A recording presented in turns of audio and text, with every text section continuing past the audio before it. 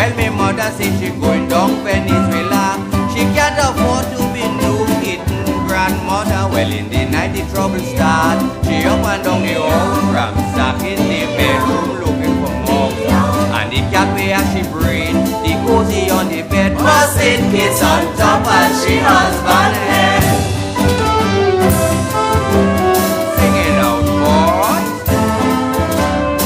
I wanna fall. The national anthem should reflect the nation's people. Are we living the words of our anthem?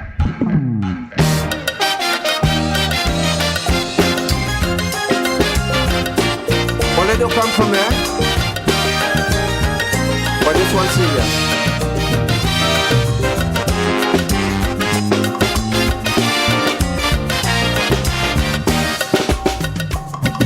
I don't want to interfere with the anthem, but I know it's supposed to be sacrosanct. But forgive me if I have a little problem. Is it culturally and socially relevant? Listen, if its history is not wrong, it was never our song. It was written for the Federation, which ran aground. Pakistani recalibrate it and adapt it for our use. This is why the text is nondescript and rather loose. Hear me chorus. Side by side we stand. That would it wrong. You see Tobago on top, Trinidad looking down. And when we breathe and raise, but an equal play. And that is not the reality on the ground. In Royal Jail and Golden Grove is only for people. The black boys and the rest of them don't do no time. Israeli sports and culture to spread the table and show the cosmopolitan nature in its prime. We may be forged from the land of liberty, but somebody could write a better anthem for we.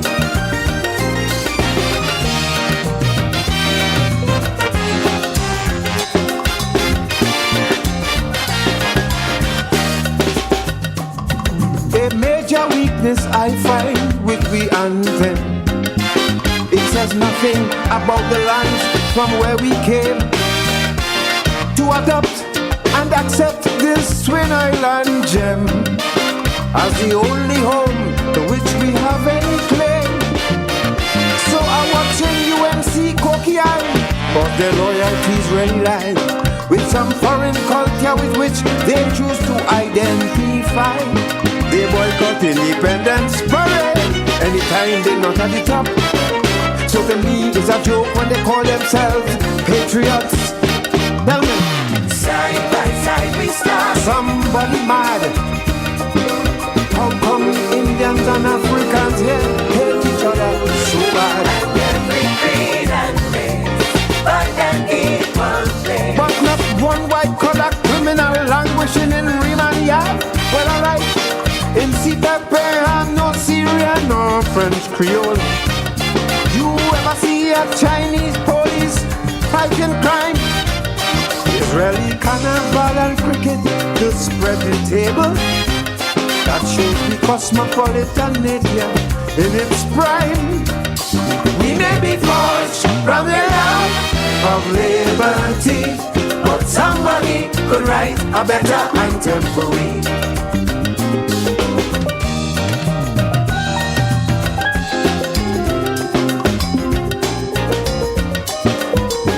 Listen, the national anthem should reflect a nation's people. When it plays, we all must feel passion and pride. Nobody walking around, nobody sitting. Patriotism must rise up like high tide. Like a national call to war, it should raise everybody's paws and unite every living soul under one common cause. It's not too late for revision. Given all that I have outlined, we change the Trinity clause, the anthem could redesign. Tell me now, Side by side we then stand. stop playing the fool. A national anthem for any country is a serious national tool for any creed and race to find an equal fate. We have to love each other despite the genetic pool. In TNT, we only fighting down each other. Remember, a house divided will never stand. At some point, we must all gather round the table and show the world a model nation in command. We may be forced from the love of liberty. I feel GB could write a better anthem for we.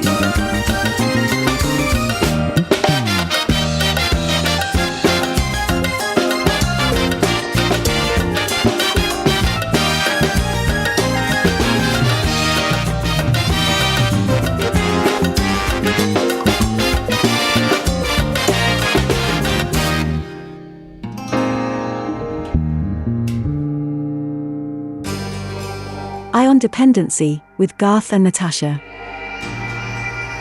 Reality radio, at its best, where every life is a biography. Sundays, at 10 a.m., and exclusively, on I-95.5 FM. And streamed live, on the Ion Dependency Facebook page, and YouTube channel.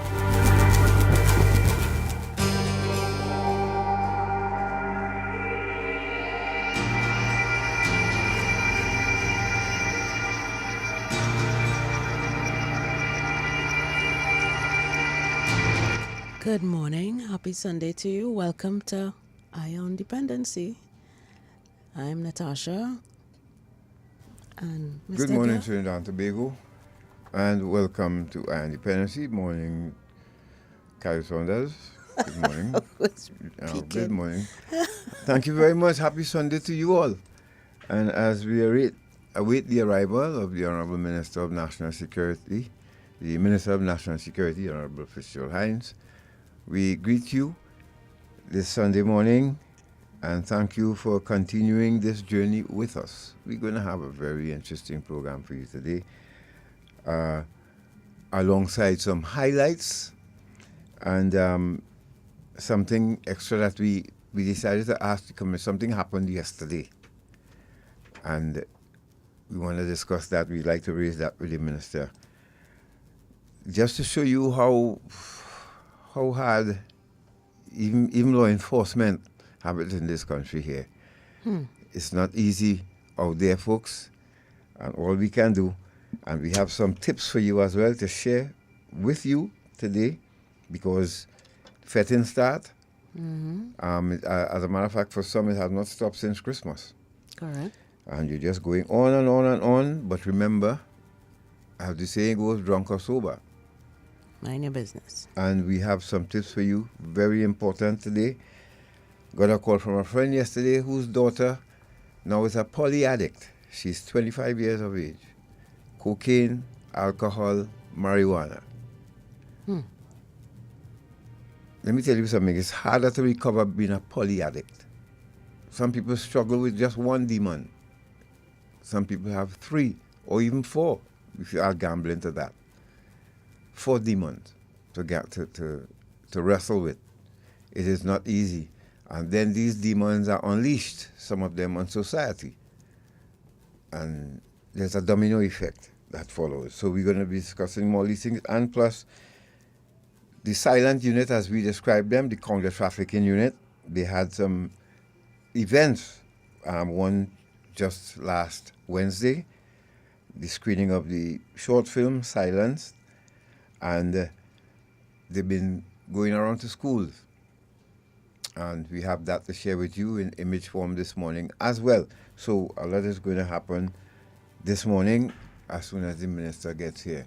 Yes, Natasha? we also have to touch on Tobago a little bit. Oh, yes. Oh, yes. And prepare you for what's to come next, Sunday, God's willing. A very, very, very powerful, but even intriguing, but it's a story about life itself. And if you think you have it bad, It's that story. Yeah, a combination of addiction and disability, which, Yeah. as you say, is an intriguing combination, but it is exacerbate. Both are, kind of exaggerate each other. But, really fascinating story. And to call out Tobago again, Mr. Martin George, we like your name here, right? Well, Mr. Martin George, Miss Haddad in Tobago. Mm-hmm. There is something that is not happening right under your nose that you're not dealing with. Yep. Leave the Kokriko alone. Forget the Kokriko for now. There's something more important. Because we have a lot of pests on two legs. In human form that need help. Yes. And you all totally ignoring them. And you want Trinidad to help you solve this problem. I cannot help but go back to Ho Choi Charles as Chief Sec. We started then to tell you all what was coming down the pipe. No one listened apart from Mr. Orville London. Nobody else listened before him and after him. But now you want to fight crime without a rehab center. You're wasting your time. You are wasting your time and the people's time. You're wasting the people of Trinidad and Tobago's time. Mr. Augustine, you and the folks in Tobago, you will have to wake up. The Honorable Minister is here. Showman, let's go to a break. Let's settle the ministering, and we'll return right here on our Dependency. The Honorable Fitzgerald Hinds, Unplugged. Stay right there. We'll be back.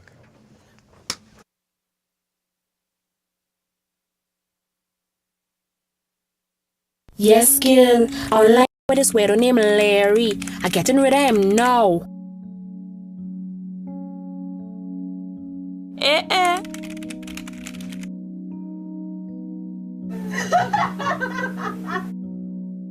Let's take a selfie. It looking good, boy. I'm putting it online. Hey, I thought you say you went to the beach with your parents. Who's you? It's me, Larry, from online.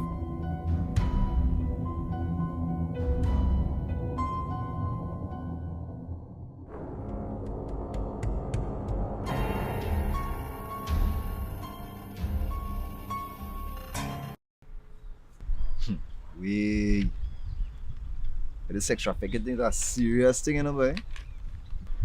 Sex trafficking? I thought it was only human trafficking it have. But what do you mean? No serious thing, boy. Where you get that from? I know about human trafficking, not about sex trafficking. So how can you spot and identify perpetrators and children who are victims of trafficking? Many victims who are children do not look like under 18 years old. Child victims often move escorted around alone or in small groups. They also live in shared and even packed rooms and have very little clothing and belongings. Child victims are often seen with adults who are not their parents, their relatives, or their caregivers. Migrant children are often unaccompanied and separated from their parents. Child victims are often engaged in work that is not suitable for children. They are often deprived of their freedom to go to school, to play, and to enjoy being a child. Perpetrators have unexplained sources of income and possessions. They are businessmen and businesswomen running legitimate and illegitimate businesses. Perpetrators may appear to be the victim's friend, boyfriend, close relative, or employer. We are the Counter-Trafficking Unit of the Ministry of National Security, Trinidad and Tobago, safeguarding human life. Do you want to support our work at Eye on Dependency? Here are 3 ways to do so. You can make a donation to the Eye on Dependency account at Republic Bank. You can follow the Eye on Dependency page on Facebook. You can subscribe to the Eye on Dependency channel on YouTube. Liking, commenting, and sharing the live on a Sunday also helps. Thanks in advance for your support.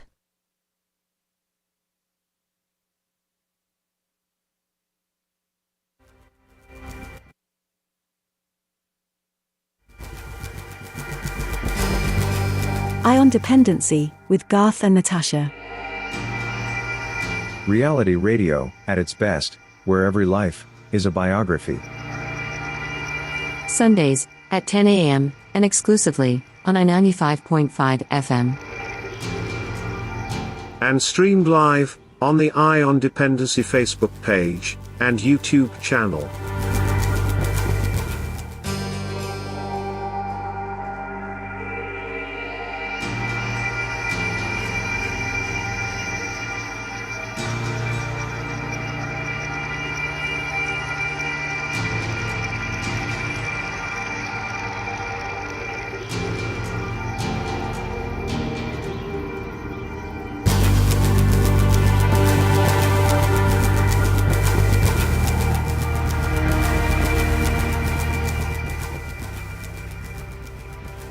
Thank you for staying with us.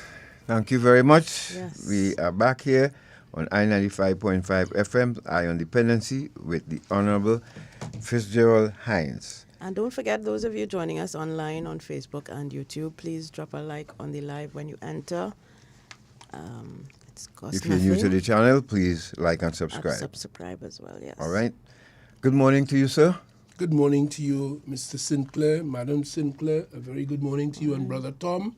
Good morning. Yeah, man, strength. Thank you very much for joining us, sir. So Hinds, you're back after a very informative and, of course, engaging part one of your visit here with us. We have had tremendous feedback from it, and it is only fitting that you return to put the icing on the cake. Now, I would like to start with this. You have a propensity to get yourself into trouble with your writings and your vocabulary. We don't know why, but I want to share something with our audience this morning, again, where you try to interject from your thoughts and what you've witnessed in Trinidad and Tobago, and some people got it wrong again. So let me share it, if you would allow me, sir. Yes, indeed. Right. Certainly. Let me share what you said, and which went viral, as I said. Even newspapers and television took it up. But hear what the minister said. Let's start with this. Now, the minister said, where there is plenty corruption, there is plenty crime.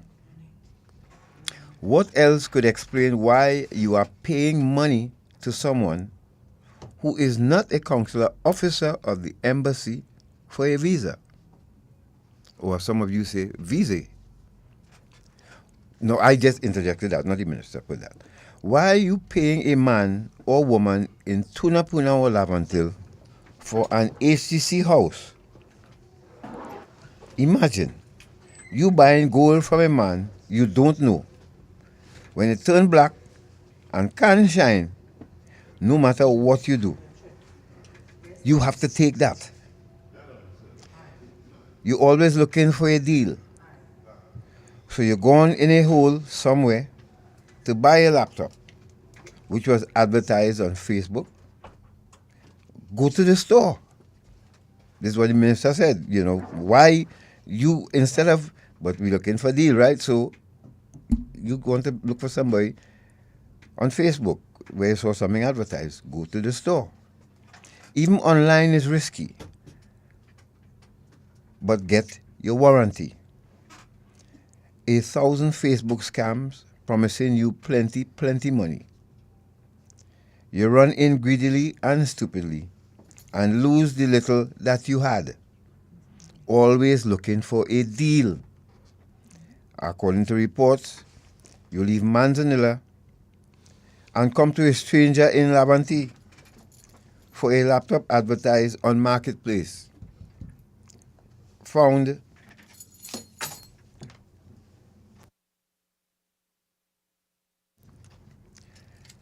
a laptop advertised on Marketplace.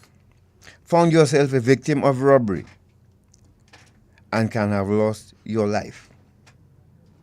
Same thing with the robbers and bandits. You want it. You're looking for it. You don't want to work for it. So you're putting down work, taking deadly risks. 3 of our young sons lost their lives following commendably swift response action by the police in Cunupia. My sons, there is no need for this. Can you plan? You can Sorry, you can plan, work and earn your money to get everything you feel you want. Wise up, youth man. Wise up. Now, what about that caused angst and confidence among people? I would have told you last week or the last time I was here, and I've said it quite regularly, that there are three major national afflictions, issues, culturally perhaps, that have affected the development and the smooth operation of our society. The first among them is the productivity question. I think we don't work as well as we should and could. Yeah. The second is corruption, and not necessarily in any order of seniority or priority. I'm just calling the three. Corruption. Corruption interferes with everything. It even causes angst because you apply for something. You have to wait 5 years, 2 years, 6 months, and somebody who have a friend and an inside lane come ahead of you. That happens. Yes. Not just in Trinidad. I said because I am aware it happens. Perhaps everywhere there are human beings. Yes. There's favoritism, there are biases, but corruption is the next element of it. Correct. And the third of which is bacchanal. Bacchanal. And to answer your question, I feel we just like bacchanal. So that the minister says this, and there are those who are just sitting in wait for when the minister speaks. Not just me, but the minister. Worse still, the prime minister. And they just look to see what inside of it. So if you say, God bless your son, if you say a pleasant good morning, they are going to find something in there. Because you didn't say Allah, you didn't say Mother Lakshmi. They're going to find something in whatever you do or say to pick holes and create problems. And that, I think it is, because all I was doing here is reflecting the simple truth which everybody knows, matters for which the police have warned our citizens time and time again. Yeah. Matters that every parent, I am sure, tells their child. If that young man had come to you and said, I see a laptop at what I consider to be a good price in Laventy, as I put it, Laventy, if he had come to you, Gart Sinclair, or you, Madam Sinclair, and tell you he going there to buy a laptop from somebody he don't know he see on Facebook, what would you have said to him? Go to the That's store. not a good idea. So that's all I said. Yeah. Right? Yeah. But they have a problem. They call it victim shaming and all manners of mayhem and bacchanal. That's what it is. I was simply reflecting that which has been happening and cautioning people, as a citizen I should, about being careful about what you do. We do it here too. too. You know how many people, yes, you do it here too. You know how many people part with their hard-earned money because they're looking for some deal or something. Look at the pyramid back in the 80s. I remember when the pyramid came on and you could get 8 times your money and all that. I took no part in it. Because, let me tell you a little bit about me now and why my universality principle and my life view is what it is. I grew up with a man called Oscar Gill, a wharf man. My father, a left-hander who never went past 3rd standard. But I will tell anybody, in all my 68 years, he was the most principled human being I've ever met. And the next most principled man I've ever met in my life is Dr. Keith Christopher Rowley. And I told him so once. I said, after my father, you are the most principled human being I've ever met. And my father was a man who boasted that he worked on the Port of Spain Wharf for 41 years and never took a grape or a hairpin. And his friends told me so. He was highly regarded for that. My father told me countless stories about men who was working on that Port of Spain Wharf, who lost their life, their pension, everything, because they could not resist interfering with what was not theirs. He told me countless stories. When I go to visit my father on the off weekend, because I didn't grow in the same house with him, but although he wasn't in my house, he was very present in my psychology, in my spirit and my life. As I was telling an old teacher of mine the other day, I could go to school any morning or come out lunchtime or in the evening and see my father standing by the corner. So I don't know when he come in to see if I have on my monogram, to see my conduct in the road. That was my father. And when I go to a store to get some little thing with I can't touch it until he pay for it, you know.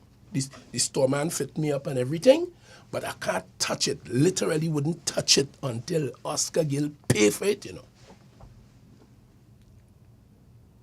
I understand he used to use the obscene language real bad. I have never heard my father use obscene language yet. And I know he was a big drinker with his friends, lime drink, Bears Wharf man. But he used to say, rum must be my servant, never my master. Right. I control this, it must not control me. And he never drank a sip of alcohol at home. That is where I come from. So when the pyramid thing come out, it had no allure for me. The other day with the drug susu business in town, I understand all manners of educated people with degrees and holding reasonably high office in this country ran straight into that until the bubble burst. That can't hold me.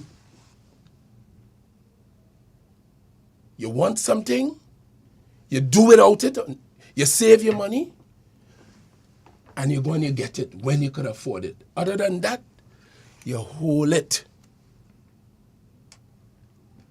Well, Minister, right? That's all I was saying, and the criticism came in, and I wondered from it whether they want when you go on Maracas Beach, you don't have no yellow and red flag. You could just walk in, dive where you want, do what you want. No, I put up a flag. So that's all I think it is, you know. Bacchanal. Minister, while I agree with some of that sentiment, I can also put my feet in the shoes of someone who is willing to take the risk to procure something at a lower price. Because life is hard, times are hard, and I understand how some people will take a risk, like trying to break a traffic light or parking somewhere you're not supposed to park. I understand. Well, no, I can't support breaking the law. No, of course not. But no, I appreciate your point, though. The human aspect of you see, wanting when it comes to the buying and the price and so on, well, we all negotiate a price. So you ask for a discount, you do what you have to do. Correct. And if Garth and Natasha say to me, Mr. Hinds, we have a laptop and it's working well, and we want to change out, and you want to buy, I know you, I have trust in your word, your credibility, but as a stranger, I watched some young girls in an office I worked in when I was an insurance salesman. Decent little ladies there. One day, they called me out my office, selling insurance at the time. Mm-hmm. I come outside to them in the general office then, the administration, the office, secretariat. Them have this black little thing in their hand. Some man that come the week before and show them this shiny thing called gold and tell them he could get it at a knockdown price. Because in England they say it fell off the back of a lorry.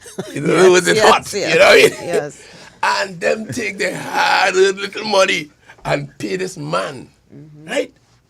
And by the time he leave and gone with the money, about half an hour later, while them giggling there, the thing turned black like your microphone there. Wow. At this point now, they're calling me. I came out. I tried to help them clean it because the man came with a little container with some bubbly solution pretending it's acid. He put a piece of hot ice inside of there for these young... Impressionable. Yes. And he tested in his way. He had a little container with the thing bubbling, they tell me, and he put it in and showed them it's genuine gold. Them know nothing about gold. No, but miss, I remember I give remember I gave you a joke too about the brick I got in that box. Yes. For Yes. A VCR. Yes. A VCR. When I reach home, it's a best screen. And the point is, you went into it thinking, you know in full well something on. Yeah, it's a deal you get it because it fell off the back of a lorry. There are plenty people pay money to people for visa, and the people they paying have nothing to do with the embassy. Correct. That I know a young lady who gave $10,000 to someone for HDC house in Lavantil. The person who you gave a work in HDC, you just trust. I mean, you got to be mad. And you're poor, and while you can understand the desperation, you're going and you lose your 10,000. Correct. And that is all I was saying. Yeah. That's what I was saying. And we even want people to, okay, if somebody, you contact somebody and say, okay, I have a car to sell, all right, what's the nearest police station, the police station nearest to you? 4 Roads. Okay, meet me by 4 Roads police station. And we pull inside there. I'm sure the police, just let the police know. The police would allow it because the police offered that too, you know. Yes, and that is proper police. Of course. Because you also have a policeman who a few years ago, and I don't want to go too far about this because the matter is before the court. A policeman, it is alleged, invite people to purchase damaged goods, dent and scratch. Yes. At a well-known store. Yes, remember that close to Christmas And that it happened? caused the deaths of a few Three Three people. Yeah. So this now is an opportunity for me to demonstrate to you the complexity of this business of managing crime and the simplistic approach that some people think. I tell you, I studied criminology, and up to yesterday in a conversation with the prison commissioner, a man of letters as well, Mr. Craspi, he raised the name Lombroso, who is an old, I think, 18th century Italian writer. And I have, in my studies at the University of London in criminology, I have gone to the library to do research on the business of the causes of crime. And you will know, because you all are people of letters too, is volumes are written. For as long as man existed, this question of why people commit crime and how and the causes of crime. So I understand there is no answer. There's no one answer. So here what's going to happen, Minister. So I answer to an ad. Stupidly, I go into the location, pocket full of money, and I got taken out, right? Money gone, everything. You know what the comments will be? What the government doing about crime? The police was nowhere involved in that. That is the point. The police didn't, the government was nowhere, the minister was nowhere. But from the time I get killed for my stupidity, the rhetoric going to be... You could call it stupidity. As minister, if I call it that, as I did in this post here... Yeah, you will get that. Is not, I ain't supposed to say that. Because I'm not a man. Yeah. I'm not a citizen. I don't have experience. I don't read the papers too. I don't know. And that is the simplicity and simplicity that challenges me. So in terms of the causes of crime, you see the complexity? Yesterday, there are reports that a man in full Trinidad and Tobago Defense Force camo we walked with that to show this morning. who went in a place. The man's face is barely covered. I don't want to comment too much on it because, of course, as a lawyer and as a parliamentarian, I understand about pre-trial issues. But this is known to the public. So I ain't going beyond what the public already knows. So we have 2 questions here. Was it a real soldier? Was it somebody impersonating a soldier? Well, I am in a position to tell you this morning, based on information available to me, a genuine soldier. Oh, Lord. Oh, boy.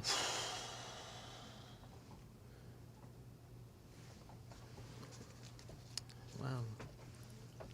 You know, that hitting him especially hard. Of course, because Mr. Sinclair has the spirit of the military inside of him. He has told this country that he fell prey to the blandishments of another soldier who encouraged him and other soldiers to have gotten involved in taking a drink. A drug. Well, no, I can also say a drink because I tell you, you see that same father of mine? Yes. My father once told me in some conversation, he said, no man should encourage his wife to drink alcohol. Them days cocaine and thing ain't no issue. It's alcohol he's talking about. He say because if she becomes an alcoholic, as many human beings do, how would you encouraged her?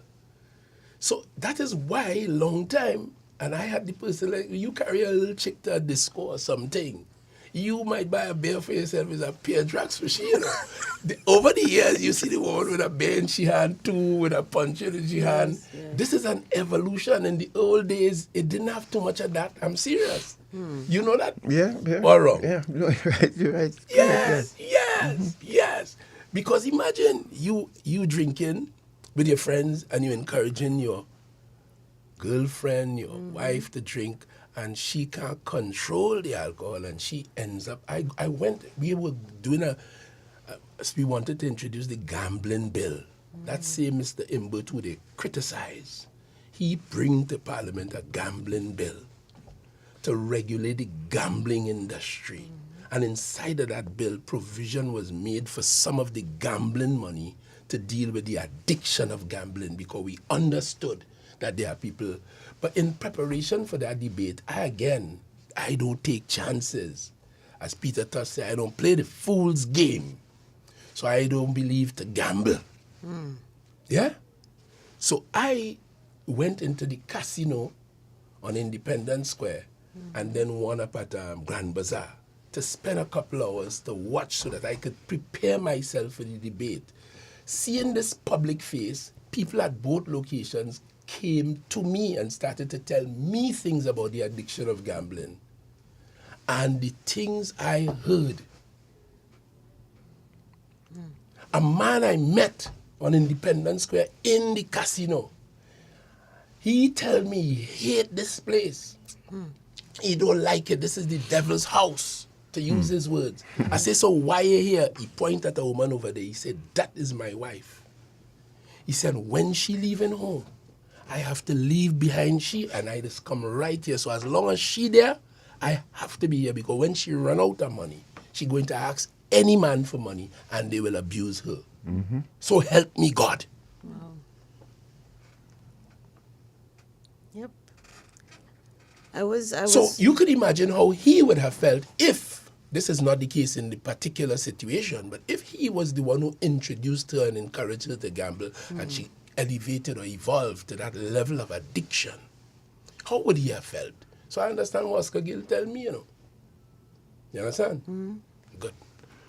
If you're just joining us, you're listening to Dependency, and we are in studio with the Honorable Fitzgerald Hinds. So you have a lot to go through. I was talking about the complexity of crime. Yes. And sometimes in the case of the policeman who we referred to just now and the soldier who we referred to more lately, even those who are paid and sworn to fight crime. So yesterday, the PNM celebrated 69 years of strong existence, a moment of great pride, and the political leader addressed the gathering. And he touched on a matter that I had planned to raise this morning. That is the question of border security. Right. Because it is well known in CARICOM, it is better known in Trinidad and Tobago, as we established the guns that blast here are coming from outside. They're not manufactured here. Right. So therefore, we have said that our border security is one of the highest priorities for the government. And I, at National Security, consider border security to be our highest priority. If we could stop, when we call on law enforcement to mop up the guns in the country, as they are doing in this state of emergency now and before, it is because we understand the triple and the double and the quadruple and quintuple murders is because of these automatic military grade weapons with plenty ammunition to feed them. So that is a high priority for us. The Prime Minister yesterday reminded this nation that it was his intervention that led to the purchase of the 2 Cape-class hostile-made vessels which we operate, and he identified them as CG41 and 42. Right. And then I just, you see some social media posts. I have a red-skinned woman from somewhere out in the east. I didn't know she'd name. And I saw her in a video yesterday asking, you tell me she's addressing the general public in a social media post. I normally will ignore her, but I saw it yesterday and I was thinking about it. I said, I'll just mention it. What has the PNM or the government done for you for the last 9 years? And went on to say, and I quote, for me personally, nothing. And she continued to behave as though because she feels so, nobody else, and this is the whole point. For some people, if it didn't happen to you personally, it didn't happen at all. But the Prime Minister said yesterday, there's hardly a family in this country that can say that with truth. Because even that woman who talking there, her children would have benefited from the education platform that has been laid down for the benefit of the children and the young people of this country. Whether he missed school or whether he went to school but missed the offerings of the school is another question. But it was available. And more than that, when you leave secondary school at age 17, the exams for the next year or the next opportunity to write in January or June is free, This government made that available. I am a beneficiary of that. I left secondary school, as I told you before, with 1 pass with a grade 5. And in them days, they didn't have no free one next rounds. It's Oscar Gill. When I went to him and told him of my situation, guys, after my mother now told me, go and talk to my father and tell him that he worked on the war for 41 years so that when he is ready to retire, they have some policy down there, the boy could come and take your place. Well, boy, go and tell he that he got angry. He want to know why this woman, this mad woman, wants she's son to go down in that environment. We have gambler and cussbud and thief and all manner. He didn't want that for me. So he went into his pocket and he gave me the $72.88 that it required for me to go and sign up at the ministry to write math and English in the next exam, which was January coming. And I went and I did that. So because of that man and his attitude to that matter and to what he wanted for me, I was rescued because I might have gone on the wharf, started to get a pretty decent salary as it might have been, and I would have gotten lost and I would not have become the man that I had the potential to become. And he saw you better than that. So and he wanted better than that. He wanted better than that for you, and yes, and he insisted. But as you mentioned that, I remember Miss Jonule Williams. Yeah. She went in the communities, and a friend of mine told me this. She got her qualifications. All she had to do was pay 50 cents. Yes. 50 cents. That still exists. You could go to Southeast and different secondary schools. The Ministry of Education has a free tranquility sec. It's there. Yeah, yeah. CCC oversubscribing every year. Yeah. And they're ready to go again next cycle. Right. That's right. So you understand? So when you hear people asking, what has the government done for me? They're either blind or they're wicked. The same CCC that was shut down by the last administration, That's right. And all the programs and the youth camps, right? Yeah. Wickedness to ask that. And I will also tell a woman like that, once you work for less than $7,500 a month in this country, you pay no PAYE, pay as you earn, income tax, none. So the government has made opportunities for everybody. But I would just want to tell you concerning the vessels. I have a report here that is dated June the 5th, 2013. That is 12 years or thereabout ago. And this was done under the last administration, where they got the experts led by Commodore retired Anthony Franklin to do an audit of the Trinidad and Tobago Coast Guard vessels. And here in part at page 3 in the executive summary, what this says.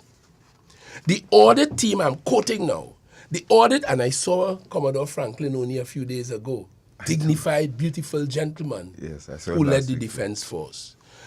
The audit team found that the Trinidad and Tobago Coast Guard has very little, this 2013, you know, long before I was Minister of National Security, long before the PNM was in government. That was 2013. We came back in 2015. And since then, and by the way, during the 2010 to 13 period, as everybody don't know, as I mentioned the last time I was here, they canceled the 3 OPVs that we had. This is in the face of, hear this quotation, the audit team found the Trinidad and Tobago Coast Guard has very little capacity to execute its roles and function, as there are no assets to patrol offshore or to meet regional obligations effectively if called upon. This is a statement in a report given during the watch of and given to the government of the UNC, who came in 2010 and cancelled the patrol vessels of which this speaks. And when they get back the money, the company BAC that produced these 3 vessels sold them to the Brazilians. They're still in the Brazilian fleet. And when they got the money in lieu of the vessels, we don't know what they did for it. What we know is that 2 of the head honchos ended up in the courthouse for mishandling public money. And while I'm saying so, let me say one of the things we did for you, lady, is that we managed your economy and your country in a manner that you are not in a position to say Hinds or Rowley or Young or any of us stole public monies. We made sure and keep we hands off your treasury. And we stand like gatekeepers at the gate of the treasury to ensure that only those who have lawful, rightful access to your money could get it. No friend of the PNM could just walk in and get. We have a process. And we live by that.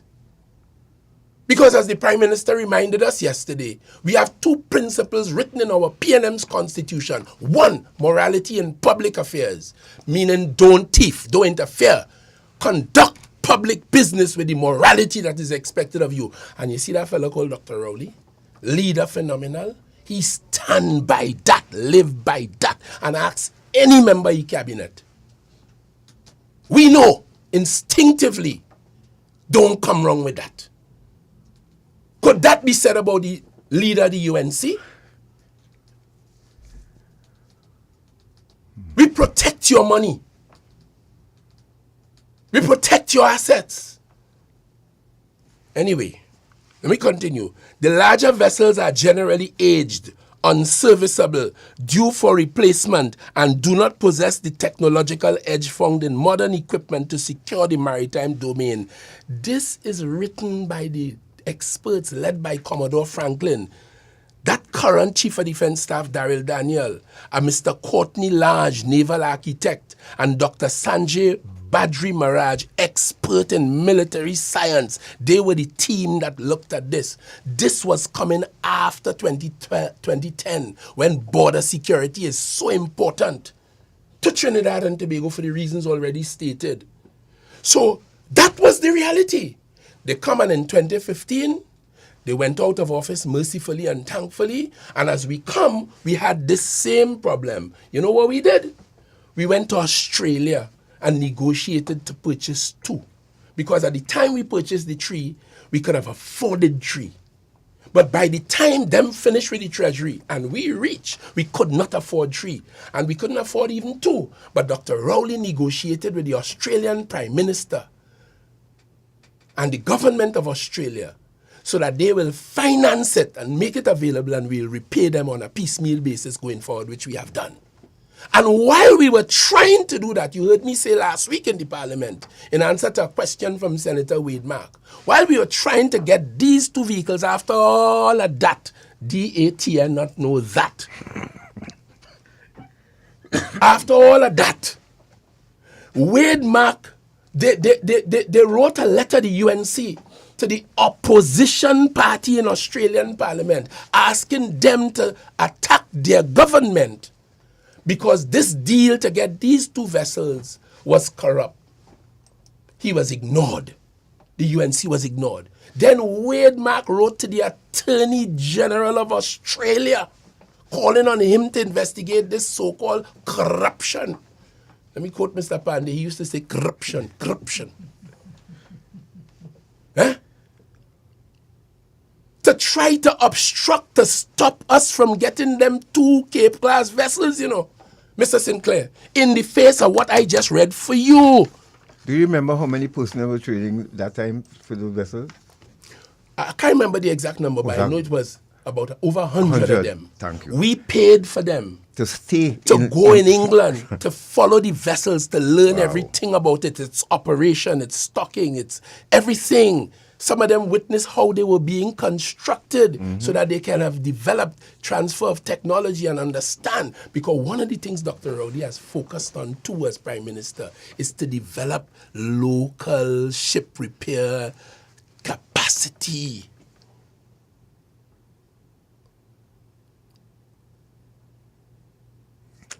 You understand me? This is what we're dealing with. Anyway, the bottom line is, we have the 2 vessels and they are in the water on patrol around Trinidad and Tobago. And you will recall, Mr. Sinclair, because you are part of the working group in the counter-trafficking issue. You know the story of the young woman who left her fairly well-to-do family and the comforts of her home on the blandishments of a Facebook friend in Trinidad who told her she could come to Trinidad and get a good job. At age 17, she left her parents' safety and comfort and made her way to certain people in Venezuela, found herself entrapped. Documents taken, and spent about 2 weeks in some place close to the seashore waiting for the time when she was shipped to Trinidad. Do you remember that? Yeah. And what delayed the arrival here was the Coast Guard, our Coast Guard. She gave an evidence eventually because the day when they put she in the short pants and the skimpy top, little girl, and had she in the club upstairs, fortunately, you remember the story? Yeah, I interviewed her. You interviewed her? Yeah. Fortunately, that evening when she was to go and prostitute her little self for the benefit of her handlers, human traffickers, that was fortuitously for her the same evening the police was putting down a raid and was inside of the place drinking a beer and hanging around because they must have gotten some information.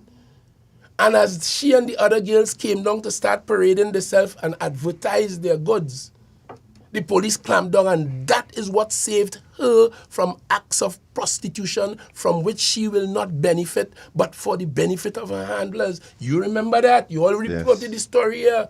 And she said in those circumstances that they would have left Venezuela a week before, but it was the presence of CG-41 or 42 on the water that told her handlers in Venezuela, now is not a safe time to travel. So I know from that is a deterrent and how important it is. If you're just joining us, you're listening to Dependency, and we have in studio here with us Minister of National Security. Now, Minister, let's stay on this sea before we come back on land. Could you give us a brief comment on that vessel that was found on our carrying the dead bodies? That made me particularly sad because I remember the song Trade Winds of Our Time. I rather suspect it had happened before. You remember a vessel came into Tobago some years ago with several persons decomposed on board. And I am aware, you all may not know, but as Minister of National Security, after much was done, eventually we traced some of those persons to their origins in Africa. And when I talk about trade winds, the same winds that the ship sails used to come from West Africa during the days of our enslavement, because we were not slaves, we were ordinary human beings with all manners of talent, with a great history, long before the intervention of the slaver. And we were enslaved, captured like the little girl. That's why it makes human trafficking so dangerous, is modern day slavery. And we were brought here, down here, in the Caribbean. We were carried beyond to the Caribbean. You understand? It is those winds that got us through that journey that took in those days 3 and 4 months and eventually got here. The ship that came in some time before and landed in Tobago And we make plenty bacchanal about Obi and thing, and we don't want it here. Yeah, here now we know bacchanal, you know. And you see the fella in Tobago who running the thing now. Well, I tell people, you know, when I listen to him, at best he good for a Tobago Heritage Festival. Speech band? Yeah, you talk about bacchanal. So any so that updates on this? vessel, Mhm. I have no doubt inquiries will also show, because when you look at the make of the boat, the structure of the boat is a proper piece of architecture, you know. It has come from where real talent rests, you know. If you watch the structure, yes, and it resembles as a smaller version of the one that came earlier, you know, so you understand. I have no doubt that it is of similar ilk. And probably that's why it's not alarming us as before, because we've been down that road. But anyway, investigations are ongoing, and my commiserations to those who perished. They must have run out of gas, fuel, they must have run out of water, and they perished, and the vessel just, with the trade winds of our time, drifted down to the Caribbean. So is it safe to say then that how was it detected? Was it civilians? It just appeared. I don't know the innards of that as yet. I don't know the details. Right. I just got a cursory report yesterday when it happened, when it was discovered. They would inform me as Minister of National Security, and therefore that's as far as it has gone for me. But I'll get the details later. We have lots to discuss. We have lots to cover still, folks. Just thank you for joining us. If civilian vessels had detected it, part of the arrangement in the maritime domain says that if a civilian vessel sees another in distress, it has responsibility to assist as well. That is part of the maritime domain management infrastructure. So it is no surprise if a man fishing out there saw another vessel in trouble, he must, as a matter of maritime law, render assistance. And it doesn't mean necessarily that he has to wait on the Coast Guard. Okay. You follow? Yes. That's part of the apparatus. So, I just want to say another thing. So we now have them 2 Cape-class vessels, and yesterday the Prime Minister reminded us it wasn't only that, you know. It was the APT James and the Scarborough. We also made arrangements with the Australians. And we did that because not only did we have a border security issue from national security, but we also had a sea bridge issue with Tobago. It was bacchanal every day, Watson Duke, about who can get to go to Tobago and all that. Well, Dr. Rowley, what did he do for you? Well, here what? You could pay $50 today and get a nice sail on a modern vessel to Tobago at your leisure. And we do. I could go for free. Good. They want to have a criminal message. So while madam don't know what they do for she, plenty other people are not in a position to say that. But not only that, let me get this joke. I'm taking this joke. Yes, I got to renew my license, right? Natasha, remember that? So I went to renew my driver's permit. And yes, the yes, first time, yes, right? yes. And when I go in to pay, I said, so I have to pay. He said, no, so you don't have to pay over 60. I said, oh, Lord, thank you, going to the PNM. I said, everybody turned around and laugh in the place. You understand? No, but you don't like when I call you pensioner. Why is that? I don't understand. I couldn't believe it. He said, you over 60, right? I said, yes. I must tell you, at age 68, I too am a pensioner. Indeed, indeed. So this is the point. And we now have these 2 vessels, and I am asking you, when last did you hear anyone complain about the sea bridge between Trinidad and Tobago? When last? Just for Carnival. We have solved Carnival. Just for this time for Carnival, and we last minute. And We have solved that. We have solved that.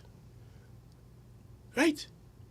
And as for Carl within recent years, under the stewardship of Minister of Finance, because they fall under his portfolio, have they have leased many more aircraft to ensure that the air bridge is in good order.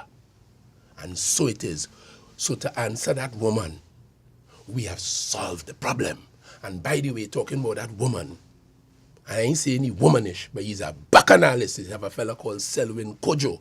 I didn't used to read the articles. I ignore him as I ignore plenty because Dr. Rowley taught me in politics. He said one of the greatest assets that you will ever possess is the ability to ignore. Especially in Trinidad and Tobago with all the rah, rah, rah, rah, rah, rah, according to he, nyang, nyang, nyang, nyang, nyang, nyang, in Trinidad. And I practiced that. So I ignored that fella. But the stench has become so high now from afar. America. The sewer system is so overbearing. I must comment on he. Because I saw an article from he this morning saying that the solution to Trinidad and Tobago problem, well, not Trinidad, the solution to the PNM problem is a UNC election victory. I see Selwyn Kojo saying so. So I don't know who tell he because he don't live here. And he hasn't worked here for a long time, for decades. While you and I got Sinclair here working for Mother Trinidad and Tobago and paying taxes in Trinidad and Tobago. He paid taxes to Uncle Sam. And every week he sends a load of his Googly gook. Googly gook. Well, is that what it's called? Dr. Oli, I quoted Dr. Oli. All right, I get that from him. His stench to Trinidad.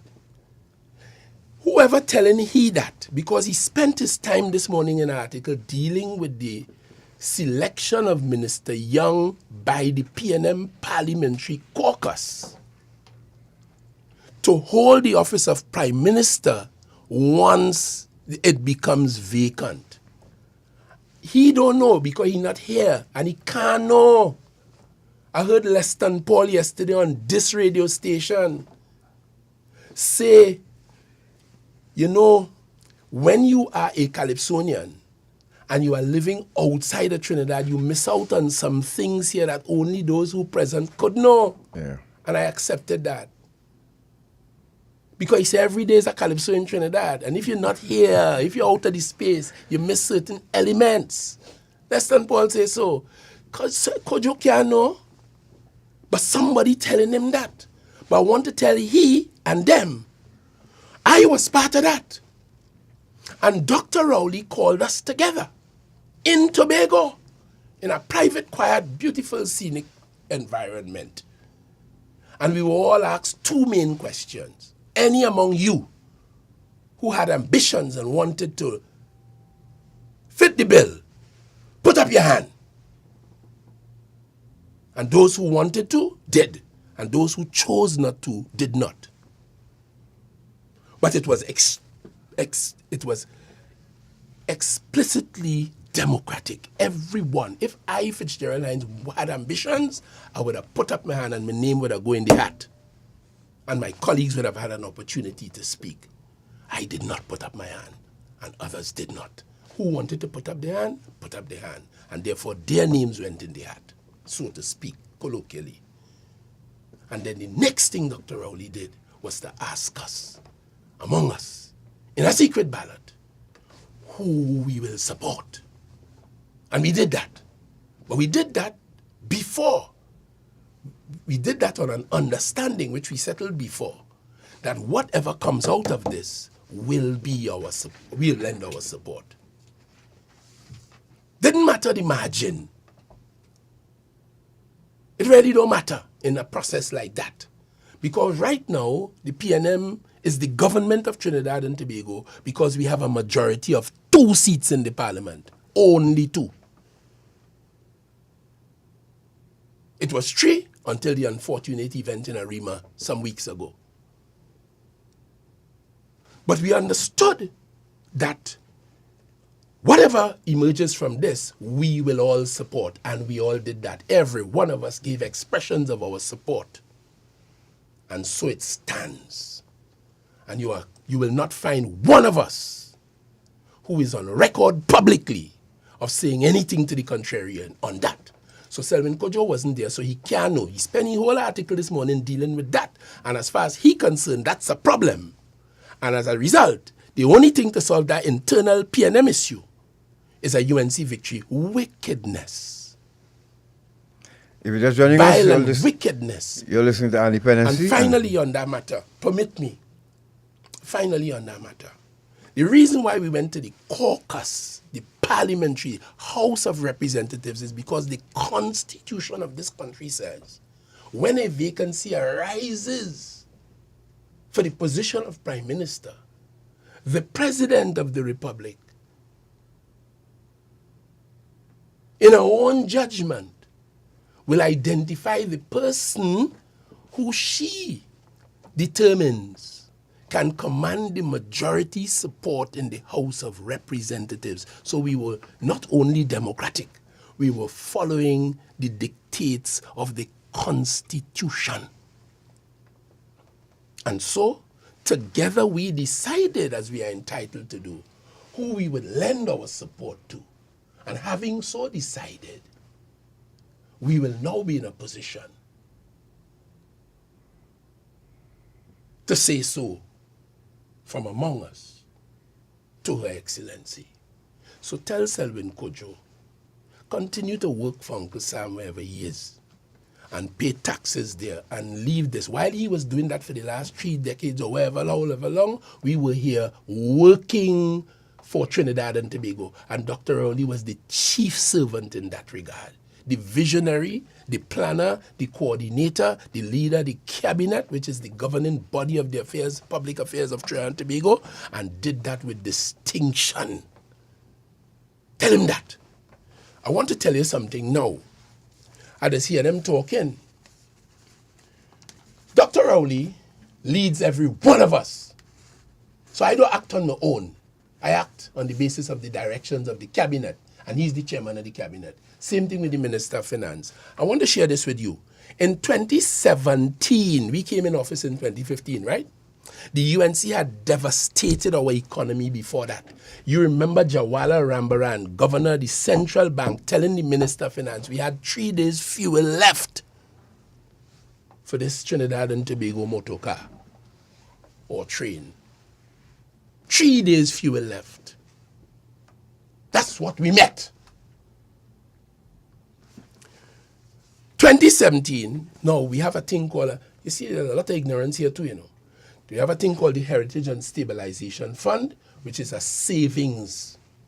Based on the oil prices, if you get over a certain amount, whatever you budget, in the budget, you state what the anticipated oil and gas price will be. And if you earn money above that, it goes into the saving. So you budget, and you're living on your budget. But any money you earn above budget goes into this fund, a Heritage and Stabilization Fund, which you can use in times of necessity. It's like your personal savings. Emergency money. You could draw down on it. And the law is clear about how and when you could draw down, so there are some restrictions. Anyway, in 2017, and it is measured every quarter, in March, so it's March, June, September, and December. In March of 2017, it was March 31st, 2017, it was $5.4 billion US. I just rounded it off because I have plenty more figures here, right? 5.4. In December of 2017, 5.8. In September of 2019, 6.2. So it's going up. In December of 2019, 6.78. 6.78. June of 2022, 4.7. Now it's gone down because we did draw on that emergency fund during COVID and in times of emergency. And all you will remember, the government took action which cost money to keep the economy going. It paid salaries to employees of private companies and artists when they could not earn money during those years. You remember that? Mm-hmm. The government kept, to tell the woman up the road there who I was talking about just now, the government kept every single gazetted public officer in the job. 2 days ago, I gone to my account, I was going to do a transaction, and I saw an increase in my small saving. No. It's then I realized salary gone to my account. Today is what, the 26th? Yeah. I talking about Thursday or something like that. Right? And then I thought about all of the 90,000 public officers in this country, many of us who look forward to our salary because we live on our salary. We ain't thieving nothing.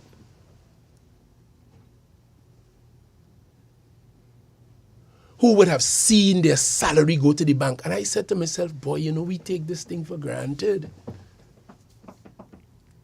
But let me tell you something.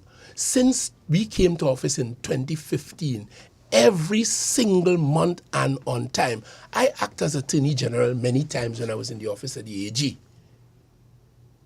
And I remember signing warrants, formal legal documents, to permit the Minister of Finance, that man called Imbert, who is guided by that man called Dr. Rowley, to borrow money to make sure our 90,000 of us were paid. You know, the government is the largest employer. Many times I signed that Fitzgerald Hinds as acting AG. Salary. To buy the groceries, to pay the bills, to buy gas. So I don't take them things for granted, you know. Government did that. So we took out money out of the Heritage and Stabilization Fund along the COVID way to keep the thing going. Well, the UNC cuss when you draw down on their savings for emergency spending according to you. They cuss when you raise taxes. They cuss when you borrow money. They talk about raising the public debt. How else does a government earn money to do its governmental things? How does government earn money? From taxation? Selwyn Kojo out there talking, Uncle Sam vicious with tax, you know. I went to the United States and delivered a FITI address. And they told me I will get 5,000 US. When I get my check, I see...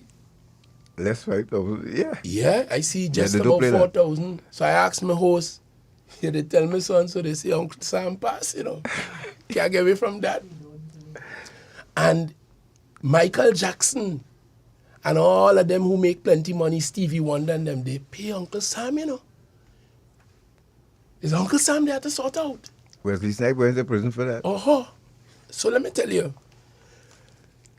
we don't tax nobody who earning less than 7,500 here. And if the government don't tax, where it will get money from? So you don't want we tax. Tax.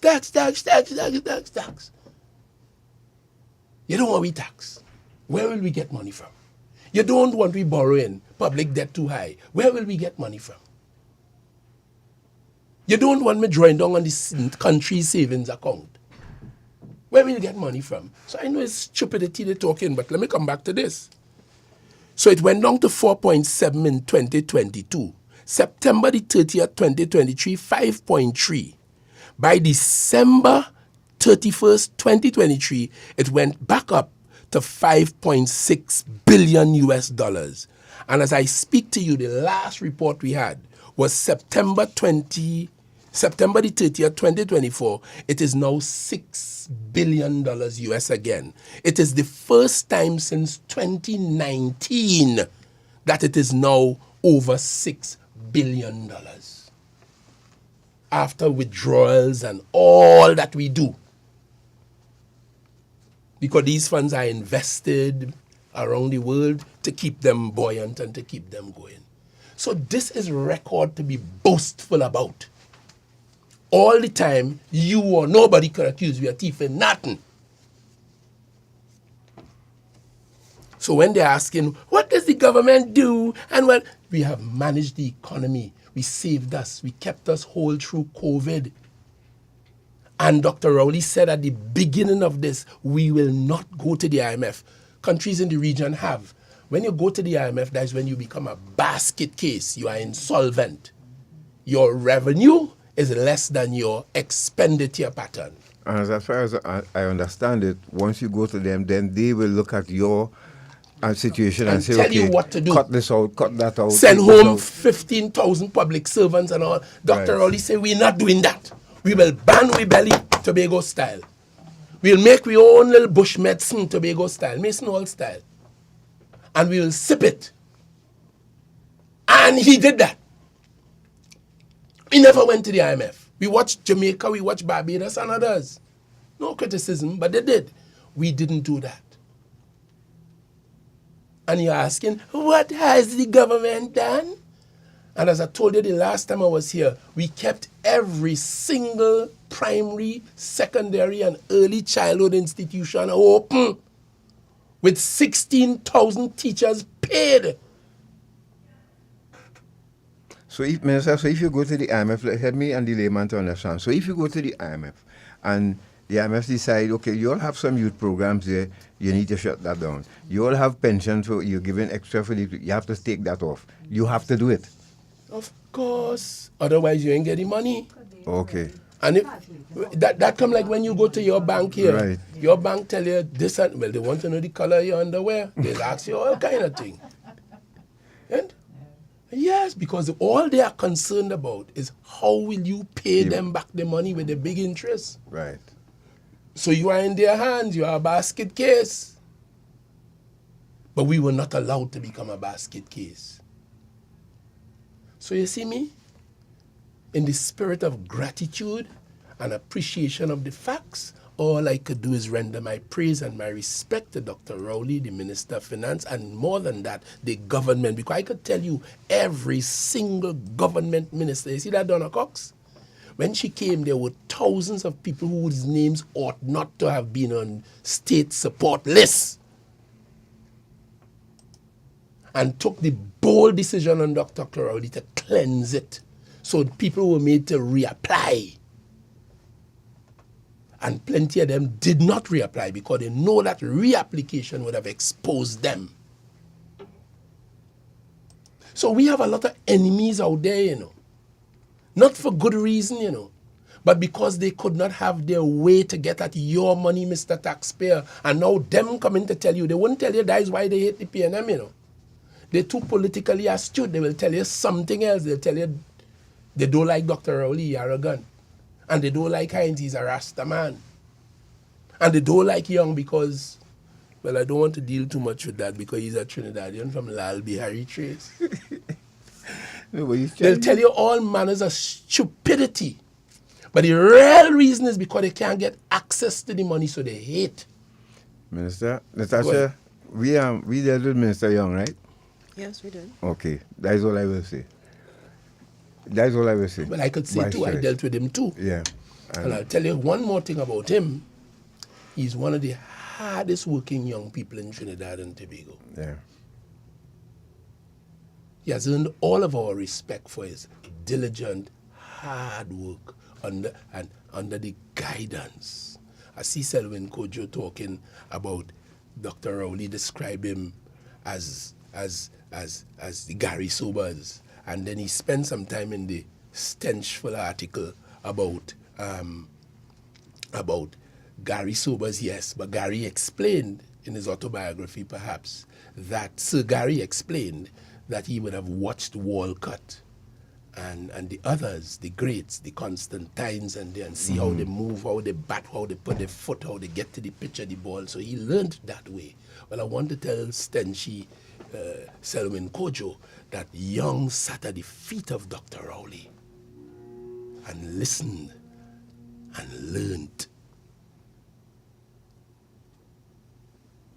So let's take a break, shop, and let's go for a break. And when we return, we continue because you have some more there. We have some documents there, and we want to share something with you as well. I could talk about every aspect of our government and the great work that has happened. I could talk about national security whole day and all the others. I just spent a little time on the Ministry of Finance.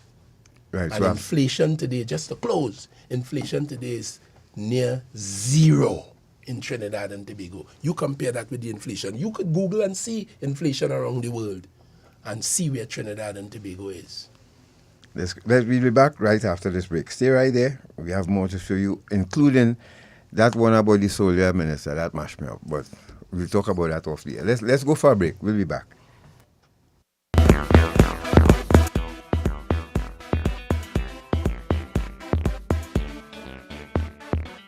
Ah, boy. I feel like I'm going to buy myself a senorita tonight. Nah. You know you might be promoting slavery. Slavery? What you talking about? Hey, modern day slavery or human trafficking is just what some of these people just do. You know some of these women were tricked to come here? Some are held against their will, abused, and even beaten. Most times the girls don't even see any of the money that is paid for them. And every night, they just have to come out looking nice and sexy for somebody like you. Human trafficking is a serious problem and a serious crime. Persons who solicit commercial sex services may be contributing to human trafficking. A message from the Counter-Trafficking Unit of the Ministry of National Security. Morning. Morning. Listen now. Has noticed something out. Them new people on the Bobby Road. Where's that? Girl, the man that he passing up and down in front of here with a set of woman. I really noticed some woman living there, you know. And they can't even say as much as good morning. Well, listen now. I wonder if it's human trafficking. You think it's that? So, how can you spot and identify perpetrators and victims of trafficking? Many victims are found living and working together in the same place and sleep in shared and inappropriate spaces. Victims work excessively long hours. They often sleep in the daytime and work long nights. They are often escorted everywhere they go and may appear to be malnourished. They may show signs of physical abuse, drug and alcohol use, and may also appear withdrawn, fearful, or intimidated. Victims who are migrants are often not in possession of their identity or immigration documents and have irregular immigration status. Perpetrators can be male or female and may appear to be managing or controlling the victims. And they may even at times appear to be the victim's best friend, boyfriend, or employer. We are the Counter-Trafficking Unit of the Ministry of National Security, Trinidad and Tobago, safeguarding human life.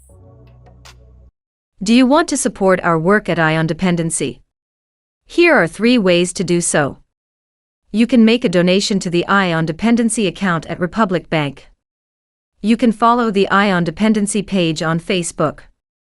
You can subscribe to the Ion Dependency channel on YouTube.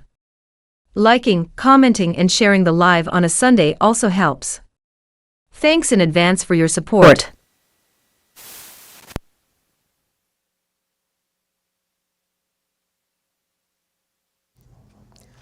Thank you for staying with us. This is Ion Dependency, and a reminder to those of you tuned in online. We have over 100 people on YouTube and only 15 likes. Can we do better with that, please? Same on Facebook. Please like the video. As you're watching it, just click the like button.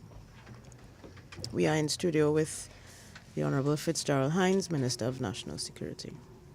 Thank you for staying with us, Shortman. In the meantime, you can also put up for us the counter-trafficking unit stuff, and while the minister goes through, he has some things to share with us there. Minister? I can proceed? Yes, you can proceed. To answer that question about what the PNM do for you, we reduced VAT. VAT was 15%. That increased the price of your food stuff for the most part and other items. VAT was reduced to 12.5%. In other words, you pay less for the product and you get more for your dollar. We give grants to repair roofs through the Self-Help Commission and Ministry of Housing, to repair roofs, broken steps, windows, people, private, personal houses. Which the government don't get no revenue from and had no obligation to it. We give grants to persons, right, to repair their homes, persons whose salary is under $6,000 a month. In other words, we assisting those who need it. You see, when you're buying a house as a first-time homeowner, you pay no stamp duty. Stamp duty could run you up to $15,000, depending on the value of the house, $1,000. And in many cases, more. You are a first-time homeowner into a young couple or they get married, no stamp duty. You hear me, Mr. Sinclair? Mm-hmm. That means you keep that stamp duty in your pocket, right? To buy a chair set or a fridge for the house, correct? Nice. That's what the government do. 20,000 grants for small business entrepreneurs. You want to have a little hot dog business or a little nail technician? 20,000 grants. This is not promise, This is people have benefited from this and are benefiting. through NEDCO. 300 million was allocated to the FCB to provide low interest loans. This is not new, but we continue that. And we have the HVIP, which is the home and village improvement. If we come in a neighborhood and you have a house and it is, or you're living in really bad conditions, we will spend now up to 150, and the cabinet deliberated the other day, up to $200,000 to give you a little starter home. I can tell you, as I speak to you, one of them is being developed with a young man who came to me, and I sent him on and he got through, and they're developing one for him in C-lots as I speak to you, Mr. Sinclair. Real. And I can carry you to places around the country where you will see that program at work. Insofar as infrastructural projects is concerned, yesterday the Prime Minister spoke about that brand new central block at Port of Spain General Hospital, which was an earthquake-prone building. I told you about it when I was here the last time. 500 and something beds. In a matter of weeks, we'll be taking that. And the woman who asking, what did the PNM do for you? If she get a cut and she big toe tomorrow, she going straight to the hospital. And she'll meet nurses and doctors and medication there. We built the San Fernando, we have started the San Fernando waterfront project, much to the happiness of those people and operators in the south. We built a new Ministry of Health building in Queen's Park East, right by the Memorial Park there within recent times. Napa was repaired within recent years for $20 million. The UNC had proposed to do the same repair for $100 million. We did it. Up to last night, we were in Napa celebrating 69 years of great PNM contribution to the development of this country. From one doctor to another called Dr. Rowley, from Dr. Williams to Dr. Rowley, 69 years. Yeah, 69 years. And of course, the Arima Hospital at $200 million less than the UNC had proposed. We delivered that. So we always coming in less. Whether it's the QREP interchange, everything is less with we. And when it comes in as less, it means money remains in the treasury for other projects and for other governmental activity. We repaired the Brian Lara Stadium. We renovated the Red House. You understand? 600 homes built for low-income families at a cost of $175,000 each. That's real people benefiting from that. The Diego Martin Health Center, the Diego Martin Sports Complex, yeah? The Rio Claro Library, the Mayaro Library. And right now, if you go up the Eastern Main Road, just east of David Simpson's funeral home, you will see a sign where over the last 2 years, we worked hard and we acquired that land from the owners. The government is now in possession of that land, and we were able to put up a sign for a Laventil complex that will come when we win the next election. So that the people of Laventil will have a proud complex just like the people at Diego Martin and everywhere else. Pass and see it, the sign up. Good. And so the story goes, the Caranage Police Station, 18 new community centers. We reduced by building that Ministry of Health building and other government buildings. We reduced the rent that we were paying to private owners by over $130 million in respect to the government campus, because the immigration is down there, the Attorney General office, the company's registry, everything is down there. The Inland Revenue have a building around the corner, and the customs are down there. They would have been elsewhere. The immigration was on Frederick Street in the Moonan building. So you no longer pay that rent, Mr. Trinbago. We now in we own building, and we are saving about $130 million a year as a consequence of that. Just that government campus, where we were last week when we went there to see the film Silenced. Right. That wasn't there. And could we just segue a bit Go ahead. to this? Go ahead. So maybe I could go back to the first, because we want to highlight too, we listened to you speak about the counter-trafficking unit and the nearness and dearness that you hold. I'm almost saw the pride in your face when you were speaking about this unit and the director and deputy director.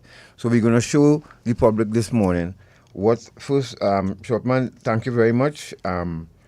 That screening of the film, you could go back to the first clip that you had before, and we could start there, and the minister could give his brief comment on it. So the first one was, there we go.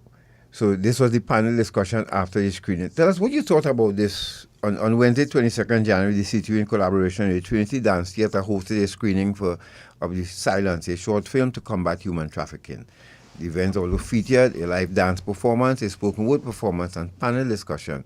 The event was launch pad for the CTU Secondary School Sensitization Caravan.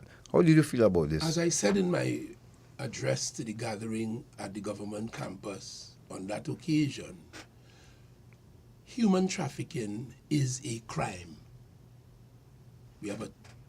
Human trafficking is a crime.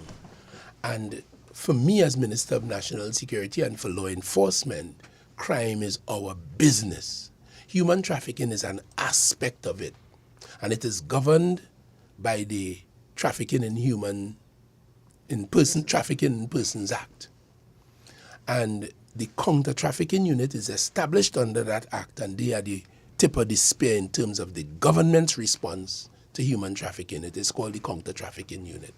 And they have as a mandate to sensitize the public. I've said before, when I came to this ministry, I'd heard about human trafficking, but it wasn't tangible to me. I know about rape, I know about robbery, I know about arson, I know about burglary as a whole police. But the business of human trafficking wasn't so easy to grasp. Right. Couldn't believe it was happening in Trinidad.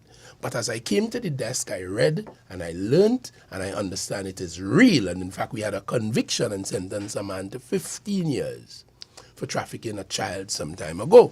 And the lady in blue up there. So their mandate is to sensitize the public so that we will all be aware of it and we'll all know what the signs to look for so that we can respond to it as a society. Because sometimes you see the Venezuelans in the area or other people in the area, you see Trinidadian in certain circumstances, but you do not understand that it is human trafficking. Yeah. So they are now focusing on young people. So the picture on the left shows young people who from the Trinity Dance Theatre, who we collaborated with to use art to communicate this message, because art is powerful, calypso, art, dance. So here are some young people doing a depiction of their interpretation of the business of human trafficking. We saw it and it was magnificent. On the right-hand side, the young lady, Miss Matro, I think is her name, she's delivering a spoken word piece on the subject, which was quite powerful as well. So art now touches the emotions, and if you could pull emotional strings in sensitization. So I really appreciated this from the Counter-Trafficking Unit, and of course that panel shows the director on the left, the deputy director, and it shows the leader, Dr. Balfour, who leads the Trinity Dance Company, and his main manager or choreographer, the lady on his right. So it was a collaboration between the dance company and the Counter-Trafficking Unit, and I felt very, very proud of it. Next slide, short man. Before we go to the slide, though, there's a short video, a news clip of the minister's presentation at this event, which so that's is very, very timely. So could we play that video and then we could go to the other picture? So here's the minister. The Minister of National Security, Fitzgerald Hinds, emphasized the critical role of legislation in combating human trafficking. He was speaking at a presentation of the film Silenced. The film, through dance, depicts the harsh realities faced by victims of this scourge. But the minister noted that the laws in Trinidad and Tobago make it difficult for the trafficker to function. He noted that this country had its first conviction of a trafficker in November 2023, as he emphasized the critical role of legislation in combating human trafficking. 2011 and its many amendments since then serve as our primary legal framework. This act criminalizes both sex trafficking and labor trafficking, prescribing very severe penalties, in my view, including up to 15 years imprisonment and a fine of no less than 500,000 Trinidad and Tobago dollars for adult victims, and up to 20 years imprisonment with a fine of 1 million Trinidad and Tobago dollars where the victim of the crime is a child. Minister Hinds further elaborated on the need for a collaborative approach to tackling human trafficking.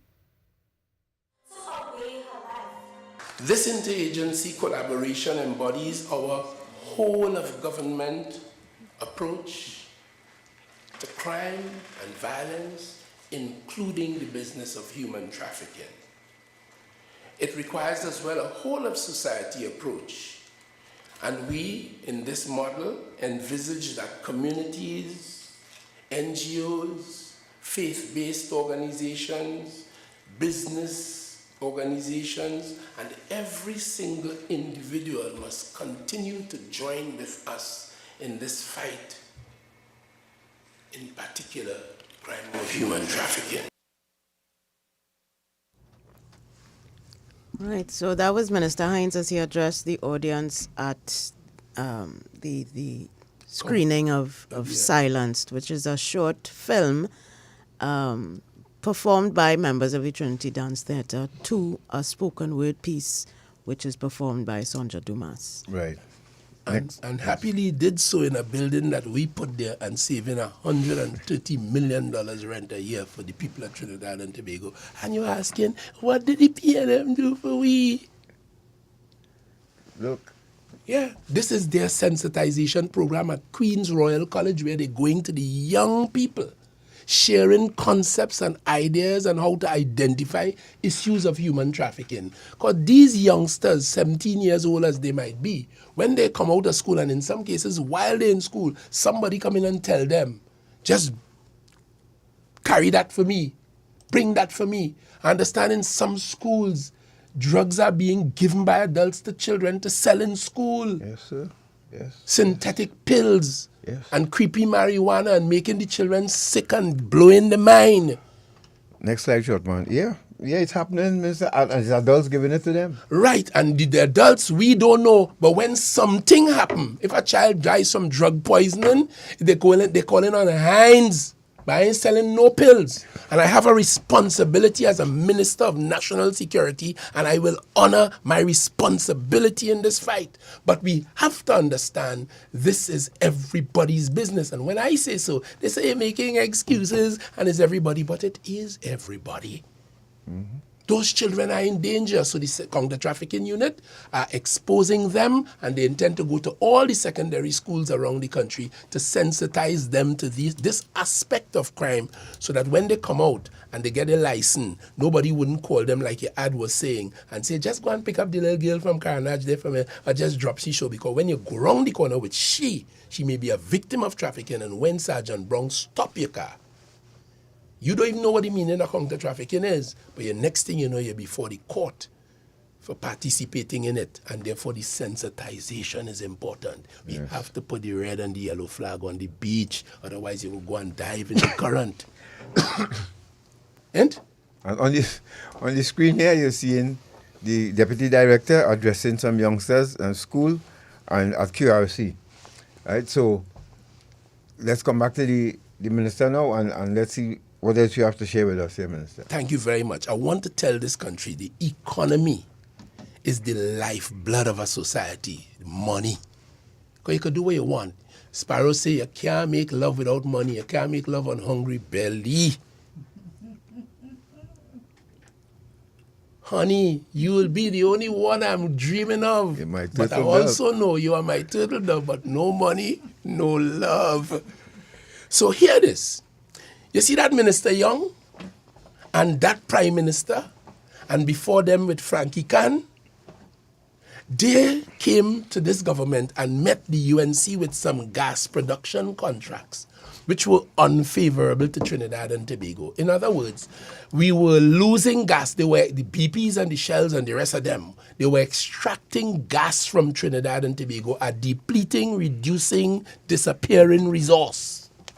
And we were not getting money that they considered, that Prime Minister considered, commensurate with this extraction. Gas going out and not enough money was coming in. And when we looked at the contracts, they were signed and legally binding, but they were inherently unfavorable to the people of Trinidad and Tobago in that sense. Dr. Rowley said, you know what? He and Frankie Khan and he and Stuart Young get on plane and they went to the boardrooms of these companies in London, in America, in other parts, and say, hey, this is unfair. You all have shareholders who profited nicely from this. But I have shareholders too. My shareholders are the people of Trinidad and Tobago, including the woman who asked, and what did the government do for me? Well, let me tell you what the government did for you. It went out there and it got those boards agreement that the contracts were not fair to Trinidad and Tobago and renegotiated them. And as a result of that renegotiation, last year, we were not getting royalties. So they renegotiated to start back getting royalties and improve revenue from these gas contracts. So last year, $17 billion in the budget. So let's say the budget, I can't remember the exact figure, I think it was 60 or 64 billion. So 17 billion of that, Madam Sinclair, was from increased gas revenues based on that renegotiation. So I want to ask you one question. If they did not so successfully renegotiate, and if that 17 billion did not come, where would you have been today? And we rearranged Petrotrin. We redefined the Petrotrin because Petrotrin was losing $2 billion a year. That refinery, $2 billion a year. And there was a payment of $850 million US to be repaid in a bullet payment coming down the chute at we. And if you defaulted on that, the way the international financiers operate, it would have affected all of your loan transactions with them. They're calling everything one time, not just the 850, but whatever else you owe everywhere because you're now flat, you're bankrupt, and it's IMF for you. You understand? We reorganized Petrotrin, and today, Heritage, which is a part of that reorganization, is paying that $850 million. Earning money and paying it. So that saved Trinidad and Tobago a massive bullet to the heart. And we shut down the refinery because that was the loss maker. Today, Ansel Roger, he abandoned David Abdullah, who had his pain with the UNC in a PPP arrangement. Ansel Roger now abandoned David Abdullah, who says he ain't going in with the UNC. And he in bed with Kamla Prasad Bisesa as well. Again, because he upset that the government took action to protect the people of Trinidad and Tobago from a loss of $2 billion a year and ended up in a basket case in the hands of the IMF, and that we made arrangements to pay off that big bullet payment I just spoke about. We did that.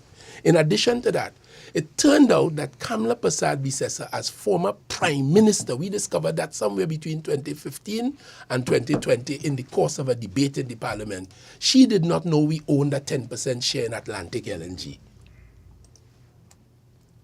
Did you hear what I just said? The Prime Minister of the country, as she then was, leader of the opposition, did not know that. Well, we knew. It is we who got it in the first place, Mr. Manning. So what Dr. Rowley and they did was to renegotiate ownership of that. So now we are benefiting. So under the old structure, Shell and BP respectively own 54 and 40% of trains 2, 3, and 4, while the NGC has 11% of train 4. But we had no stake in trains 2 and 3. Now, in the new agreement, it simplifies the project structure into ownership across all 4 trains. So we'll be getting, as shareholders, income from all 4 trains. Do you understand? That was done by Dr. Rowley, which effectively reduces Shell's stake from 54% to 45%, and BP's stake from 40%, from 45%. It raises, BP's stake to 45%, and NGC gets a 10% share. We renegotiated that. As you all know, We went and we negotiated gas from Venezuela and had some very difficult negotiations because Venezuela is the subject of U.S. sanctions. You see, Dr. Rowley, I think this country hasn't begun to assess yet, and it wouldn't, the value of his contribution. And I'm proud to have been a part of his government for those years. So I hope as we approach some time in this program, that at least by highlighting some of these things, I have answered the question about what we did and what we didn't do. And by getting access to gas in Venezuela from the Manatee field, which we share, at the very least, see, before the arrangement was they own part and we own part, and unless there was agreement between both of us, nobody could get anything out of it. But we needed perhaps more than them. So we went and we negotiated, and they agreed to allow us to extract from Manatee our 24% share. So to alleviate the fears of the population with regard to the change in administration now and all of that, there's nothing to fear with that? At this point, we have gotten the favor of the United States, notwithstanding their sanctions against Venezuela. We've gotten the so-called OFAC license, which allows us to do that inside of their whole sanction arrangement. Right. And that we want to preserve. But the UNC, Kamla Prasad Bisesa, as the Prime Minister said yesterday, is moving heaven and earth to inspire people in America to stand up against that agreement. That former Prime Minister and leader of the opposition, about 3 years ago when there was this issue with Juan Guaido to replace Maduro, when the government led by Dr. Rowley was saying that is Venezuela's internal affairs, we don't get involved in that, and we don't want them involved in our internal affairs. We respect that. She's on public record as saying she supports Biden, not Biden, Guaido. That is our leader of the opposition. Everything to obstruct Trinidad and Tobago. And when they were in government between 1995 and 2001, they stole themselves out of government. And when they got back in 2010 to 2015 and 3 months, they stole themselves out of government more spectacularly. And every step of the way, as I've demonstrated this morning, try to obstruct the development. They are wicked. They are evil people. And therefore, I am one of those who believe on our record, and I ain't start to call you yet, Right? In terms of culture and tourism, let me tell you, we have just announced and work has begun. Not physical work, but the planning is on the way. A new headquarters for Pan Trinbago in this town. They were given some land out on the highway. It went nowhere. On this occasion, the government is involved in this and building a new headquarters for them. And the government will take part of that building, and Pan Trinbago will have part. And they will have a forum there where they can host various events and earn money, a revenue stream for Pan Trinbago. We did that with the old government post office down the road there. On Ryson Road. We have declared the steel pan as the official national instrument. Randall Mitchell led that to the pride and joy of every Trinbagonian. It's David Redder who said it, And Stalin who said, hail, hail, hail, Mr. Pan Maker, I hereby appoint you as steel pan savior. And the future of the steel pan rests in you, the pan maker hand. And David Rudder dedicated to this pan. This great song was written for the pan man, to all those who showed their dedication. Last week, Selwyn Kojo was in the newspaper saying that he was on the TV and I had to respond on TV6. That the fact of putting the pan on the coat of arms as a national symbol was to be criticized. And that's why I know the stench is so powerful coming from Kojo. I know where it's coming from, rotten. You're listening to Anti-trafficking. Dead stock, no livestock. And Rasta don't deal with the dead. We deal with life and liberty. Mr. Before you have, I want you to is it possible that you still have... I still want to call you more. Yeah. You know, we did the lookout in Paramain, another tourism project. We restored the Lopino historical site. And let me tell you something. When it comes talking about Lopino, I just remember the Lopino MP, a fellow called Gonzalez, under the leadership of Prime Minister Rowley and with the support of the cabinet. 24 new booster stations have been established in this country. I've been reading in the papers when he don't come and boast about it gleefully in the cabinet. People in this country who didn't get water for years, getting water flowing in the pipe. I see people saying, thank God to the government, thank God to the PNM. What we've noticed though is that WASA have been doing more now, and because they're sending their people around and they have been reorganized and re-energized. You can see it. And the business was one of productivity. It always was there. They always had the capacity, but it was about work. And this government has been trying to get more. We spend almost $11 billion from our national budget on salaries and emoluments to the 90,000 workers in this country. And that is apart from the businessmen who do contracts with the government and get serious money, profit. So we are trying to get more productivity for our $11 billion. And it is my contention, the more work we get, like what you seen in Wassa there, and the more work the police do, and the more work the soldiers do, and the more work the teachers do, the country will be better off. For one thing, the economy will grow by 25% if we are optimally productive. And two, the quality of life, the teaching of our children, the care of our patients, the service we offer from the public service, including WASA as a state agency, will all be better.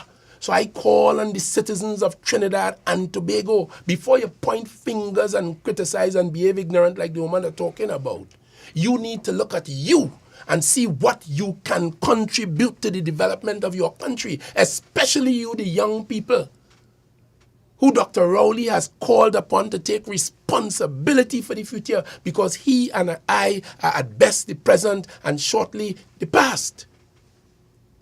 And others who have gone before. Maurice Marshall was a Minister of Public Utilities, and we continue to build as we go along. The only one thing I would like to reach out to the Minister, Mr. Gonzalez, with WASA, is that what would put the icing on the cake for them is that when they come and do repairs, that they have a unit standing by to fix back the road. That is now in place. That has to change. Again, that come to work. It was always there. But whether it was always there? Yes. No, man. Always there. What? Yes. WASA always had an obligation to fix back the road. Months later or right after? Immediately after, restoration of the road. No, let me continue with this. To do better. 61% of the population is now getting water 24/7. 61. Now, I am not one of them. I have some tanks by my yard, and when water comes twice a week, no, we just get water in Maravalde 3 times a week. No, twice a week. On a Wednesday and on a Sunday. When water comes, the tank full, and we use, and by the time it is going down, water come again. So I don't have no problem for water, really speaking. And many people in Trinidad and Tobago operate on that basis. Right. But there are some who are fortunate to get water in the tap 24 hours a day. People of Freeport, Granville, Lopino, Queenam, Mondiablo have now to be able to thank God and to boast of an improved water supply as of 2024. I was Minister of Public Utilities when we began and was doing the work at the Malabo wastewater treatment plant. I was the minister at the time. And I moved on because I spent 7 months in the Ministry of Public Utilities. You understand? And now it is complete. We have dug 125 new wells. We met a contract with Desalcott, a company that desalinates water. Take water from the sea, extract the salt, and send it into the system, the grid, the national water consumption grid. But we pay them in US dollars. The UNC did that. under Pandey and Kamala Prasad Bisesa. We pay them in US dollars. That is the contract. So every quarter, every year is millions and millions of US dollars for that. Well, we decide there's enough groundwater. That same Dr. Rowley, as far back as 1998, when they were doing this thing with Desalcott, he was in the parliament. I was a young parliamentarian listening to him. Them days he had a bit of an afro. You know where it gone now. Anyway, the young Dr. Rowley, I remember him telling this parliament that we have more groundwater than we could use. We have more groundwater than many other countries in the region and perhaps world. I remember Dr. Rowley saying that. Well, now, as Prime Minister, leading Marvin Gonzalez and the previous ministers of national public utilities, 125 new wells have been dug and water is being extracted. And some of them people are now tell you about there. And others are benefiting from extraction of our groundwater. And then somebody asks, what is the PNM doing for you? Well, when you're passing your nice perfume now and looking nice and fresh, we did that. Before that, some of us might have looked like me, like your powder with an Accra. But no. Them young people don't know it's Accra, so don't think.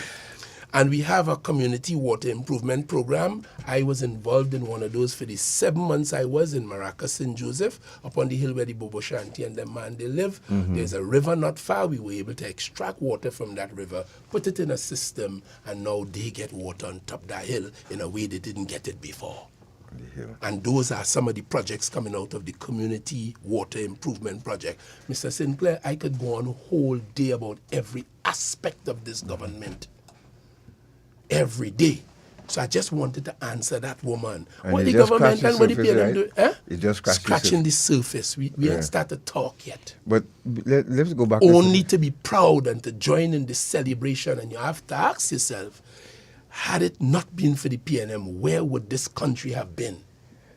So, but you said somebody that's still in my imagination. Dr. Rowley had an afro? Yes.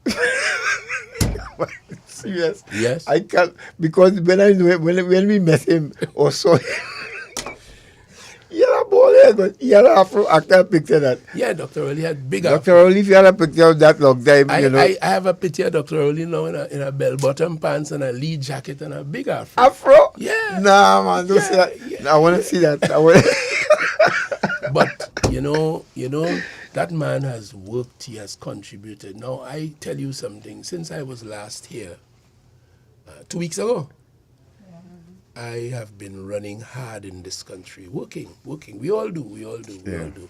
But if I could tell you something, if it is that tough for a minister, you could only imagine what it is for the Prime Minister. Yeah. And many of my colleagues report getting calls from him 1:30 in the morning, 3 o'clock in the morning, when you see he mind ticking about the country's affairs.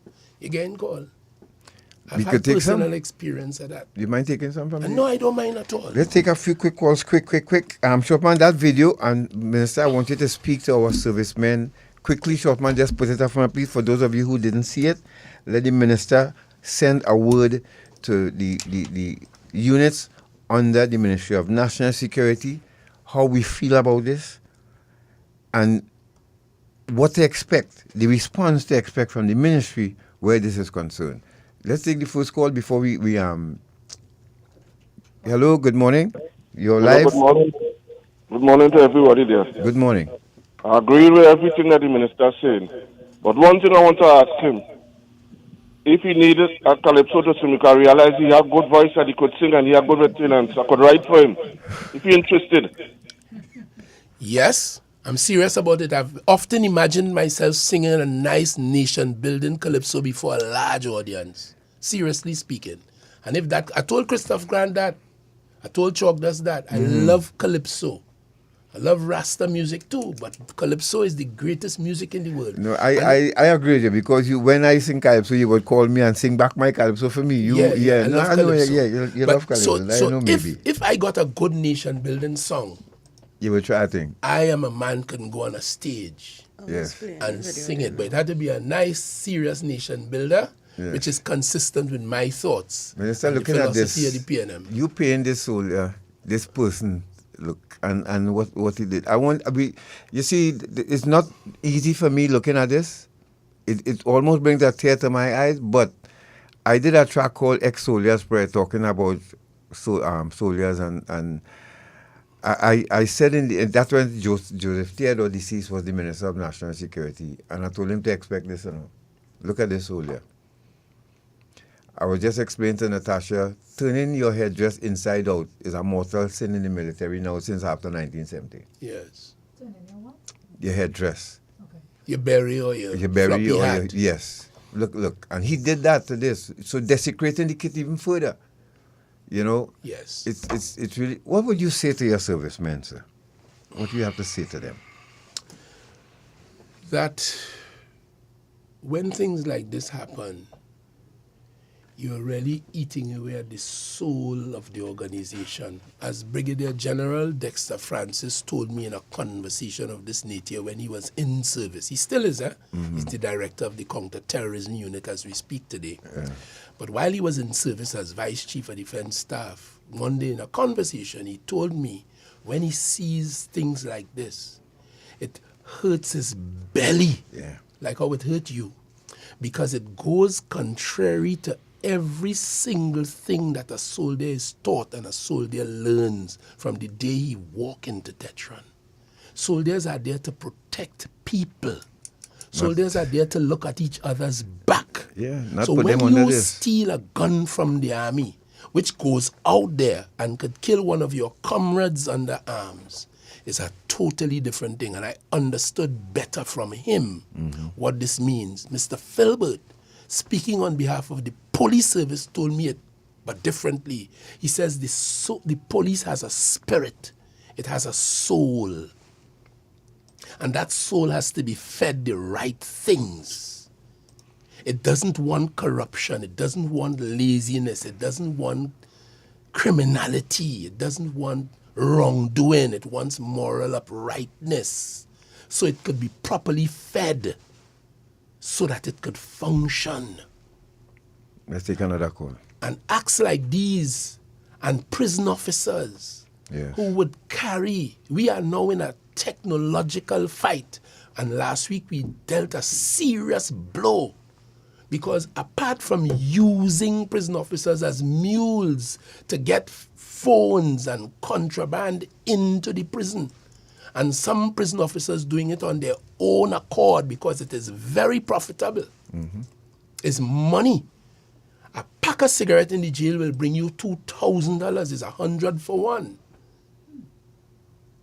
So there's motivation. But when you do that, you're fattening the beast. When you carry a phone, it's a hit coming from in there against one of your brother officers. Things like these, when the customs officer looks in the barrel, sees the gun, sees the drugs, or when he's working at one of them centers, like we have around the place that gain our attention. You know, the customs authorize some people to carry on bond houses where goods go for distribution. When custom officers sit down there and turns a blind eye, doesn't pay attention to his work, or worse still, becomes complicitous, you are dealing a blow, not only to the people of Trinidad and Tobago who pay you to protect them, but you're dealing a serious blow to the soul of your organization. It's just simply nasty and wrong. However, drugs and their proliferation cause people to behave irrationally. And I am not unaware that some of the crime we are seeing might be fueled by the frenzied behavior that comes from the use of drugs. Because I am aware from speaking to members of the national community that there are individuals who pump themselves up with punch and rum and certain pills and drugs when they are heading off on a crime scene, which makes them numb to the concerns about children or women or adults, or they're crude. I see a priest was robbed of his car a couple of days or yesterday. A priest. Did you see that? Got somebody holding? Go ahead and take the call. Yeah, sorry. Hello, good morning. Oh, sorry. Hello, good morning. Hello. Morning, Garth. Good morning, Mr. Minister. Sir. I spoke to you a couple months ago in relation to persons with disabilities, particularly those who live alone, being allowed to get pepper spray as a defense mechanism. We can't get a gun, we can't shoot a gun, but we might be able to do something with the pepper spray. And you promised to look into it, but to date I have not heard anything in relation to that. All right. Well, this is a wonderful opportunity for me. You know who's speaking to you, right? No, sir. Bawani, boy. Oh, Bawani, okay, Bawani. Right. This is a beautiful opportunity, and I take the point made by the man. But we passed the pepper spray legislation. There was a lot of talk about that in the national community. Mm-hmm. We went to the parliament and passed the pepper spray law, and we implemented it. I was the minister. And it is now the law, and the commissioner of police is the one to whom the application was made. So I may not have gotten back to the gentleman, but I am aware and take the opportunity with apologies to tell him now that the commissioner of police is sitting and awaiting your application. Applications have been made by individuals and have been granted. So all it takes, doesn't require the minister anymore. We have done our governmental part. And it is now for you as a citizen, make the application to the police service. You can quite easily justify it on the basis of the things you have just said. And I have no doubt that your application will be granted and you'll be permitted to carry it. Let me take one more. Good morning. Hello, quickly. Hello, good morning, Natasha and Minister Hinds. Yes, Mr. Hinds, I am proud that the public stood behind you when the same issue you were discussing with somebody come from Manzanilla to buy a deal, get a deal then, right? And they put a sociologist and a criminologist to see that you was victim blaming and make the people meet up all whether they support the minister. 95% support you, and I'm proud the people know who is who. Thank you. Thank you very much. Thank you. Yes, so somebody. I didn't know that, but it's quite good to know that the population understands. And I tell you something. This question about victim shaming and what you doing about it. On that occasion in Laventille, there, the police got a tip off, and the police went to the scene, jumped the wall, and they met the man, the assailant, the robber, with a cutlass, cutting the victim who come from Manzanilla, chopping him.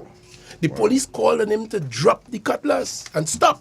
He didn't. In fact, the police reported that he was going for a gun now, and they shot him. You understand? Mm-hmm. So the law, my law enforcement people intervened in the matter. So to answer Darius Figuera and them, the answer is yes. We not only we should, but we did. We saved the victim's life.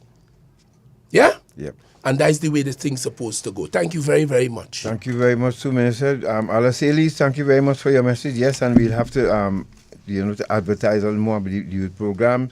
And somebody was saying about a court, especially for service personnel. But we will deal with that when the Minister returns at a later date to continue discussions with you.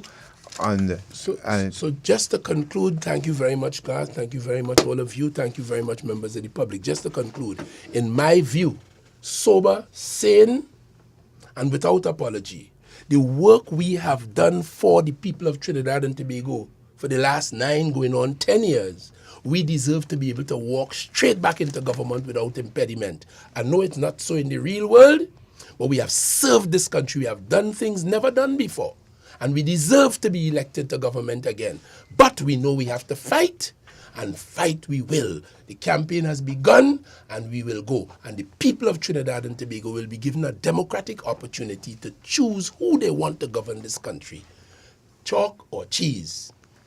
Thank you very much, Minister. We have major news up next with Mr. Kyle Saunders. Kyle. Thank you all very much. Good afternoon. Sasha.